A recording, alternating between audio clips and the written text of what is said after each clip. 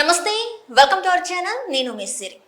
ఎన్నికలు దగ్గర పడుతున్న వేళ కేటీఆర్కి అయితే షాకుల మీద షాకులు తగులుతున్నట్టు మనకి అనిపిస్తుంది. ఎందుకంటే బీఆర్ఎస్ నేతలు ఒక్కొక్కరుగా కాంగ్రెస్ గూటికి చేరుతున్నారు. అయితే ఇప్పుడున్న పరిస్థితుల్లో స్వయాన బామర్ది అయిన ఎడ్ల రాహుల్ కూడా కాంగ్రెస్ కండుగా కప్పుకున్నట్టు తెలుస్తుంది. సో ఈ అంశాన్ని మనకి వివరించడానికి మనతో పాటు ఉన్నారు ప్రముఖ సీనియర్ జర్నలిస్ట్ జగదేవ్ గారు. నమస్కారం సార్. నమస్తే.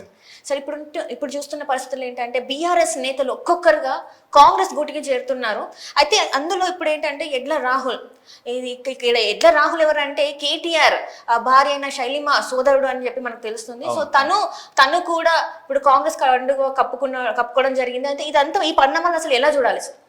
అంటే కొద్ది రోజులుగా ఈ ఎలక్షన్స్ ముందు అనేది జంపు జలానికి సహజం. అయితే బీఆర్ఎస్ నుంచి ఎక్కువగా కాంగ్రెస్ లో చేరికలు కనిపిస్తున్నాయి. బీజేపీకి కూడా వెళ్ళట్లేదు, అలాగే బీజేపీ వాళ్ళు కాంగ్రెస్ లో కూడా రావట్లేదు. కేవలం బీఆర్ఎస్ నుంచే కాంగ్రెస్ లో చేరికలు అని కనిపిస్తున్నాయి. అది కూడా రేవంత్ రెడ్డి గారి సమక్షంలో స్వయాన కేటీఆర్ గారి బావమరిది అయిన ఎడ్ల రాహుల్ ఈ మధ్యకాలంలో అంటే మొన్న ఒక 1 month బ్యాక్ 2 months బ్యాక్ చూసుకుంటే ఇట్లాగే ఏదో బన్నీ గారు ఓపెన్ చేసిన పబ్ కి జూబ్లీ 800 ఏవో ఉన్నాయి కదా, వాటికి సంబంధించిన డ్రగ్స్ విషయంలో కూడా ఈయన పేరు అడపాదడపా వినిపించింది.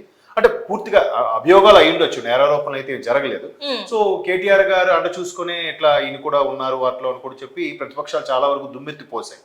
సో కేటీఆర్ గారు కొన్ని సిద్ధాంతాలు ఏవైతే ఉన్నాయో మ్యాక్సిమం ఇప్పుడు ఆయన ఎలాగూ దానికి ప్రెసిడెంట్గా వర్కింగ్ ప్రెసిడెంట్గా ఉన్నారు కాబట్టి కేటీఆర్ గారు అందరినీ బాధ్యత చూసుకోవాల్సింది ఆయనే.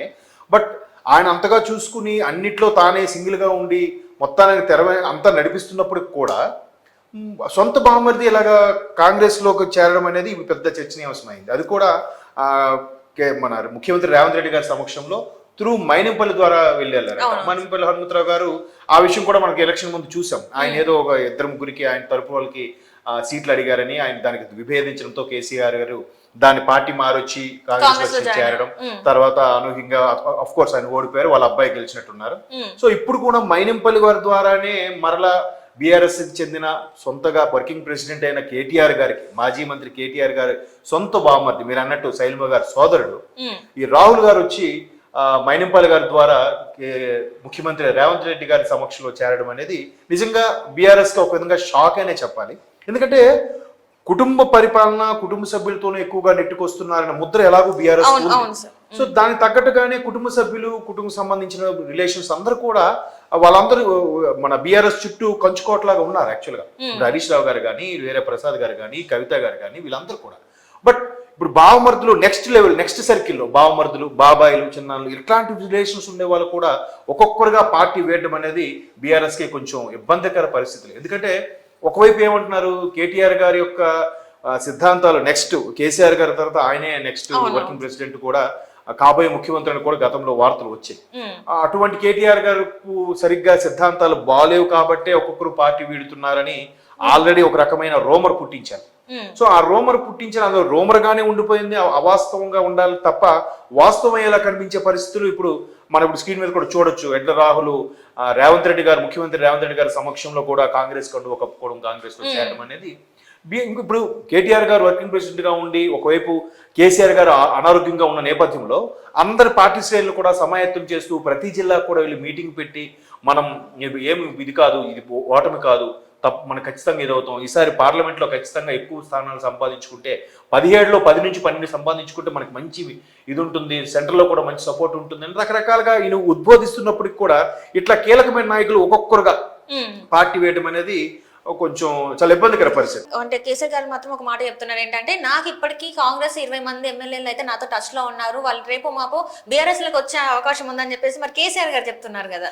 ఇప్పుడు ఎన్నికల స్టంట్, ఎన్నికల వ్యూహాలు రకరకాల కేసీఆర్ గారు ఇలా అంటున్నారు, బీజేపీ వాళ్ళు ఏమంటున్నారు, ఎన్నికల తర్వాత ముఖ్యమంత్రి రేవంత్ రెడ్డి గారే పార్టీ మారిపోతారు, బీజేపీలోకి వచ్చి వెళ్ళిపోతారని.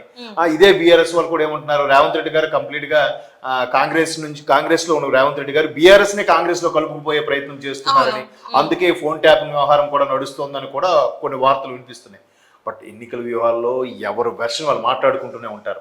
బట్ బీఆర్ఎస్ ఏమంటుంది, కాంగ్రెస్ బీజేపీ ఒకటే అన్నట్టుగా అంటుంది రాష్ట్రం వరకు వస్తే. అది బీజేపీ ఏమంటుంది, కాంగ్రెస్ బీఆర్ఎస్ ఒకటే అంటుంది. కాంగ్రెస్ ముఖ్యమంత్రి రేవంత్ రెడ్డి గారు ఏమంటున్నారు, బీఆర్ఎస్ బీజేపీ ఒకటే, వీళ్ళు ఓల్డ్ సిటీకి వచ్చేసరికి వీళ్ళు ఒకటైపోతారు, పైకే బీజేపీ అట్లా ఎంఐఎంతో విభేదించినట్టు చూపిస్తారు కానీ వీళ్ళు ఒకటే అని చెప్పి రేవంత్ రెడ్డి గారు అంటారు. సో మొత్తం మీద బెల్లముండు దగ్గరికే చేమలు చేరుతాయనే విధంగా ఎక్కడైతే ఏ రాష్ట్రంలో ప్రభుత్వం ఎక్కడైతే ఉందో ప్రభుత్వం వైపే ఎక్కువగా చేరికలు అనేవి జరుగుతూ ఉంటాయి. అది సర్వసాధారణంగా చూస్తూనే ఉన్నాం. సో ఇప్పుడు ఏంటంటే చేరొచ్చు, కానీ ఫస్ట్ తన అనుచరులు ఎవరైతే ఉన్నారో ఫస్ట్ సర్కిల్లో ఉండే అనుచరులు అంటే బామర్దులు కానీ కజిన్స్ కానీ లేదంటే వేరే చిన్నాళ్ళు పెద్దలు మేనమామలు ఇట్లాంటి రిలేషన్స్ వాళ్ళు ఉంటారు, చివరి వరకు పోరాడతారు వాళ్ళతో. బట్ ఇంకా ప్రభుత్వం ఎప్పుడు మొన్న డిసెంబర్ 3వ తేదీన కౌంటింగ్ తెలిసింది, 7వ తేదీన ప్రమాణ స్వీకారం చేశారు. ఈ కరెక్ట్ గా 4 నెలలు అవుతుంది మొన్న ఏప్రిల్కి. సో ఈ 4 నెలల్లోనే కేటీఆర్ గారి సొంత బామర్ది కూడా పార్టీ ఫిరాయింపుల కింద ఆ కాంగ్రెస్ లోకి వెళ్ళిపోవడం అంటే మనుషులకి ఇంకా రిలేషన్స్ తో సంబంధం లేదు, అధికారము దర్పము వీటితోనే సంబంధమా అని అనిపిస్తుంది. మేబీ సహజమేమో. ఇంకా రేపు పొద్దున్న అదే బీఆర్ఎస్ లో ఉన్నప్పుడు కాంగ్రెస్ లో ఉన్న చాలా మంది కూడా వెళ్ళిపోయారు కదా, అలా కూడా అనుకోవచ్చు. ఇప్పుడు కొత్త కల్చర్ కూడా ఎలా వచ్చిందంటే ఒకే కుటుంబంలో 3 ఉన్నారు అనుకోండి, తండ్రి ఒక పార్టీ, 2 కొడుకులు వేరు పార్టీ. అంటే వీళ్ళలో ఏ ఒక్క పార్టీ ప్రభుత్వం ఫామ్ చేసినా అందరి పనులు సవ్యంగా అయిపోతాయి.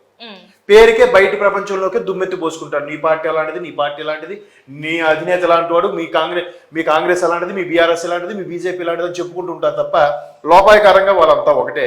ఎవరు ప్రభుత్వం వచ్చినా వాళ్ళ ముగ్గురికి కూడా పనులు అయ్యేలా చూసుకుంటున్నారు. ఇప్పుడు కొత్త ట్రెండ్ అది. అంటే ఇప్పుడు చూస్తుంటే సార్ ఈ పరిణామాలు చూస్తుంటే రేవంత్ రెడ్డి గారు ఒకనొక టైంలో అన్నారు ఆ బీఆర్ఎస్ పార్టీలో ఇంకా మిగిలేది ఆ 4 మాత్రమే, ఇంకా ఆ 4 మించి ఇంకా పార్టీలు అయితే ఏముండదు, మొత్తం ఖాళీ అయిపోతుంది అని చెప్పేసి అన్నారు. నిజంగానే ఇప్పుడు మరి ఆ 4 మిగిలే అవకాశం ఉందంటారు? మరి అలాగే కనిపిస్తుంది. రేవంత్ రెడ్డి గారు ఎప్పుడూ అన్నారు, నిన్న కోమటిరెడ్డి గారు ఏమన్నారు, సరిగ్గా 3 నెలల్లో బీఆర్ఎస్ లో 3 మిగులుతారు, నెలకి ఎంతమంది చొప్పున కాంగ్రెస్ లో చేరికలు అయిపోయిన తర్వాత మీరు ఖచ్చితంగా ఇంకేముండదో చాప్ చుట్టేయాల్సిందే అని కూడా కోమటిరెడ్డి గారు సవాల్ విసిరారు.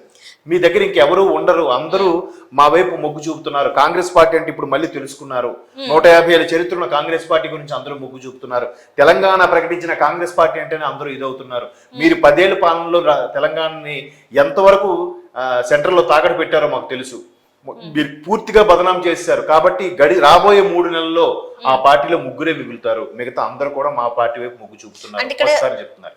ఇక్కడ ఏంటంటే హరీష్ రావు పేరు కూడా వినిపిస్తుంది, హరీష్ రావు కూడా కాంగ్రెస్ లోకి జంప్ అయిపోతున్నారు, అందుకే మీరు 3 అంటున్నారని అనిపిస్తుంది. నిజంగానే మరి హరీష్ రావు కూడా వెళ్ళిపోతున్నారా? ఇప్పుడు చాలా సందర్భాల్లో చెప్పే ఉంటాము, చాలా మంది విశ్లేషకులు కూడా చెప్పారు, జగ్గారెడ్డి గారు కూడా రాజశేఖర రెడ్డి గారు బతికే ఉంటే హరీష్ రావు గారు ఎప్పుడో కాంగ్రెస్ షిఫ్ట్ అయిపోయారు అని చెప్పి గతంలో కూడా మన జగ్గారెడ్డి గారు చెప్పారు. సో మొన్న ఎన్నికలు వచ్చిన తర్వాత డిక్లేర్ అయిన తర్వాత కూడా రేవంత్ రెడ్డి గారు ప్రమాణ స్వీకారం చేసిన ఒక వారం రోజులకి టాక్ వచ్చింది, బీఆర్ఎస్ లో ఒక కీలక నేత, ఆయన వెనక 16-17 మంది ఎమ్మెల్యేలు ఉన్నారు, ఆ ఎమ్మెల్యేలు అందరితో పాటు ఆయన వెళ్ళిపోతే అది ఎవరో కాదు హరీష్ రావు గారు అయ్యుండొచ్చని కొంతమంది అభిప్రాయం. ఎందుకంటే చాలా మంది విశ్లేషకులు కొంతమంది మహానుభావులు చెప్పేది ఏంటంటే హరీష్ రావు గారు ఎన్నేళ్ళు కష్టపడినా కూడా నెంబర్ 2 స్థానం వరకు వెళ్తారు కానీ నెంబర్ 1 స్థానంకి ఎప్పుడు వెళ్ళలేరు. సో నెంబర్ 1 స్థానం కల్పించాలంటే ఇలా నేషనల్ పార్టీలో ఉంటేనే నెంబర్ 1 స్థానంకి వెళ్తారు. ఇప్పుడు రేవంత్ రెడ్డి గారు ఉన్నారు, ఈయన మరి ఒక టీడీపీలో అంతవరకు ఉండి తర్వాత కాంగ్రెస్ లో వచ్చిన తర్వాత నెంబర్ 1 స్థానంకి వచ్చినట్టుగా ముఖ్యమంత్రి అయ్యారు. సో అట్లాగా గౌరవం దక్కుతుంది. నేషనల్ పార్టీ అంటే చాలా రకాల పదవులు ఉంటాయి, చాలా వరకు సౌలభ్యం ఉంటుంది, గవర్నమెంట్ తో పని లేకుండా పొరపాటున ఇక్కడ ఈ రాష్ట్రంలో ప్రభుత్వం లేదనుకోండి పక్క రాష్ట్రంలో ఉంటుంది, పక్క రాష్ట్రం లేకపోతే ఆ రాష్ట్రంలో ఉంటుంది, ఏదో ఒక విధంగా గవర్నర్ హోదాలో లేదంటే కేంద్ర మంత్రి హోదాలో ఏవో ఒకటి ఉంటాయి, ఆ స్థాయి బాగుంటుంది సెంట్రల్ పార్టీలోకి వస్తే అని చెప్పి కూడా చాలా మంది విశ్లేషకులు చెప్తుంటారు. మేబీ అలా ఆలోచిస్తే 10 ఏళ్ళు పదవిలో ఉండి ఒక హోదా అనుభవించిన వ్యక్తి ఒక్కసారిగా సరే మనకి ఇంకెన్నాళ్ళున్నా ఇదే దక్కుతుంది, ఎన్నాళ్ళు మనం ఇంక సర్వీస్ చేయగలం, సరే చూసుకొని అటువైపు మారిపోదాం అనుకున్న వాళ్ళు కూడా ఉన్నారు, లేకపోలేదు. రాజకీయాల్లో ఏదైనా సాధ్యమే. ఇప్పుడు సొంత బావమరిది వెళ్ళిపోయారు, ఆయన బావ వరస అవుతాడు, కేసీఆర్ గారికి మేనల్లుడు, ఎవరి ఇష్టం వాళ్ళదండి, ఎవరి కెరీర్ వాళ్ళది. ఇప్పుడు మీరు జాబ్ మారుతున్నట్టే వాళ్ళు ఒక పార్టీలు మారిస్తే ఓసరు వీళ్ళు అంటున్నారు, జాబ్ మారితే ఓసరు వీళ్ళు కాదా? అది కూడా ప్రొఫెషనే. పొలిటికల్ అనేది ఒక ప్రొఫెషన్ గా చూస్తున్నారు, సర్వీస్ గా చూడటం మానేసి చాలా రోజులైంది, ప్రొఫెషన్ గా చూస్తున్నారు కాబట్టి ఇంకా వాళ్ళ ఇష్టం, అది తప్పులేదు, దాంట్లో తప్పు నాకైతే తప్పు అనిపించింది. అంటే వాళ్ళ ఇష్టం అని అంటారు, అంతే కదా. Right sir, right, thank you so much sir. Thank you.